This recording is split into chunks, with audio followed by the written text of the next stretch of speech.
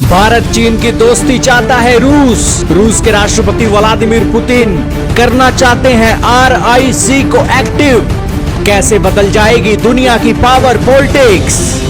जी हाँ दोस्तों, कई सालों से, कई दशकों से दुनिया की पावर पॉलिटिक्स के अंदर कब्जा करने वाली वेस्टर्न कंट्रीज आज भारत, रूस और चीन के रिश्तों को बड़ा क्लोजली मेजर कर रही हैं, क्योंकि उन्हें भी पता है कि ये तीन महाशक्तियां अगर एक हो गई तो दुनिया के किसी भी पावर पॉलिटिक्स को बदल कर रख सकती हैं।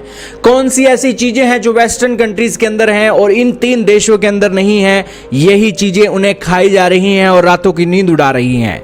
क्योंकि इन तीन देशों के अंदर पावर तो है ही, टेक्नोलॉजी भी है, साथ में अच्छी खासी पॉपुलेशन भी है। यही कारण है कि वेस्टर्न कंट्रीज को इन दिनों अपनी पावर पॉलिटिक्स को लेकर एक बड़ा डर बैठा हुआ है।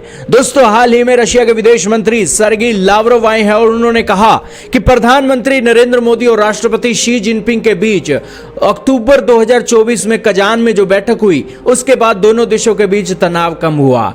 यह स्थिति रशिया, इंडिया, चाइना के ग्रुप को फिर से पुनर्जीवित करने के लिए अनुकूल बन रही है। दरअसल दोस्तों, 5 वर्षों के बाद रूस ने रूस भारत चीन त्रिपक्षीय संवाद को फिर से शुरू करने की पहल की है।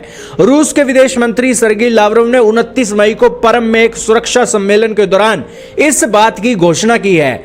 इस दौरान उन्होंने कहा कि अब समय आ गया है कि इस मंच को पुनर्जीवित किया जाए। रूस की सरकारी समाचार एजेंसी तास ने लावरोव के हवाले से कहा कि मैं त्रिकोणीय रूस भारत चीन प्रारूप को फिर से सक्रिय करने की हमारी वास्तविक रुचि को दोहराना चाहता हूं, जिसकी स्थापना कई साल पहले रूस के पूर्व प्रधानमंत्री येवगेनी प्रिमाकोव की पहल पर हुई थी। दोस्तों, आखिरकार RIC है क्या? रशिया, इंडिया, चाइना त्रिपक्षीय संवाद की शुरुआत दरअसल 1990 के दशक के अंत में रूस के पूर्व प्रधानमंत्री के सुझाव पर हुई थी। इसका उद्देश्य था पश्चिमी प्रभाव का संतुलन बनाना और यूरेशिया क्षेत्र में रणनीतिक सहयोग बढ़ाना। इस मंच के तहत अब तक 20 से अधिक मंत्री स्तरीय बैठकें हो चुकी हैं, लेकिन 2020 में गलवान घाटी में भारत चीन संघर्ष के बाद यह संवाद ठप हो गया था।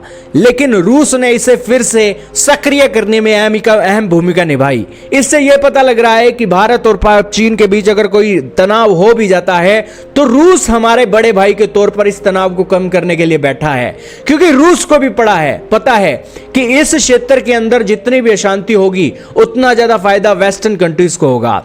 आज भारत को क्या जरूरत पड़ी है? वेस्टर्न कंट्रीज के तलवे चाटने की। इसलिए जरूरत पड़ी है ताकि यह चीन कहीं भारत की पीठ में छीरा न घोंप दे। यही कारण है कि अगर रशिया जैसा भरोसा हमें मिल रहा है और भारत और चीन की दोस्ती में स्टेबिलिटी मिल रही है, तो दोस्तों यह सारी दुनिया के लिए अच्छा है।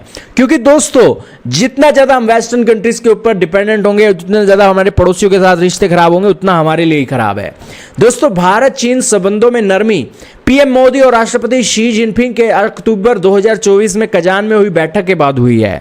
पश्चिमी प्रभाव का जवाब भी यहां पर दिया है। रूस का मानना है कि नाटो और क्वाड जैसे गठबंधन क्षेत्रीय संतुलन को बिगाड़ रहे हैं। लावरोव ने आरोप लगाया कि नाटो भारत को चीन विरोधी षड्यंत्रों में शामिल करने की कोशिश कर रहा है, जबकि RIC एक स्वतंत्र और संतुलित मंच बन सकता है जो पश्चिमी दबावों का मुकाबला कर रहा है। यूरेशियन सुरक्षा ढांचा भी इससे मजबूत हो रहा है और इसीलिए दोस्तों, ये रशिया, इंडिया, चाइना का जो एक्सिस है, दुनिया की शांति के साथ साथ दुनिया की स्टेबिलिटी के लिए अहम रोल प्ले करने जा रहा है। खैर दोस्तों, आपका क्या कहना है? रशिया जो भी कोई काम करता है उसके ऊपर आप भरोसा भी कर सकते हो और लॉन्ग टर्म तक उसके रिजल्ट भी ले सकते हो। यही तो रशिया की खासियत है। आपका इसके बारे में क्या मानना है? कमेंट में बताइएगा।